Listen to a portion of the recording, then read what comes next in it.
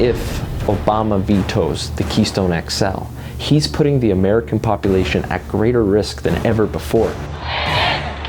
It's America's most controversial and heated debate.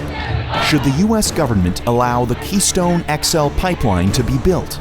As proposed, it will bring Canadian oil from Alberta, along with oil from the Bakken region of Montana and North Dakota, through to refineries located in the southern U.S. Currently, the oil is being moved via rail. If you look at the explosion of the amount of oil that is now being moved via rail, in the last 5-6 years, it has gone up well over 10 times. As I reference back to the original debate I had with one of the founders of Greenpeace, the risk to moving oil via rail cars is really being downplayed. You're 34 times more likely, according to the government statistics, to have an oil spill from rail than you are aging infrastructure. At 15 minutes after 1 a.m. on July the 6th, 2013, a train carrying Bakken Formation crude oil derailed in Lac Mégantic, Quebec, Canada. 46 people died from that incident. It was not the first, and it's not going to be the last. This is why we need to build more pipelines. But cutting down on rail traffic isn't the only reason Keystone XL is needed.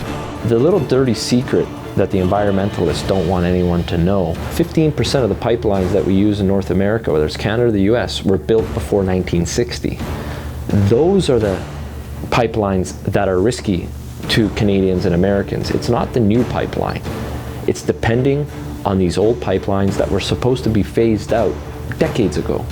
Refineries in the Gulf states also desperately need Canadian oil. People need to remember that the Canadian oil is critical to the refinement of the American refining industry because it's a heavy oil that will be shipped through the Keystone XL. It is this oil that needs to be blended with the lighter oil that's coming from the US fracking, whether it's in the Bakken or the Eagle Ford or the Permian, and without that heavy oil, these refineries can't produce what they need to because they've been adapted for that heavier oil. The Keystone XL pipeline is going to be approved by the US Congress, but it will be up to President Obama as to whether or not it's ultimately built. What are the two alternatives? Old pipelines and increased rail capacity? Those are two much riskier options than building a new modern pipeline. So yes, Obama can go back to all of the environmentalists and say, hey, I vetoed the Keystone XL, but really what Obama's done is missed an opportunity to bring billions of dollars of revenue to the marketplace for jobs and the spin-off derivative effects. Number two, he's putting not just the environment at greater risk than ever before, but also his own people at risk.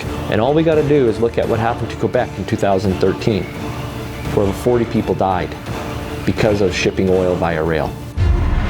Order Marin Katusa's New York Times best-selling book, The Colder War, at colderwar.com.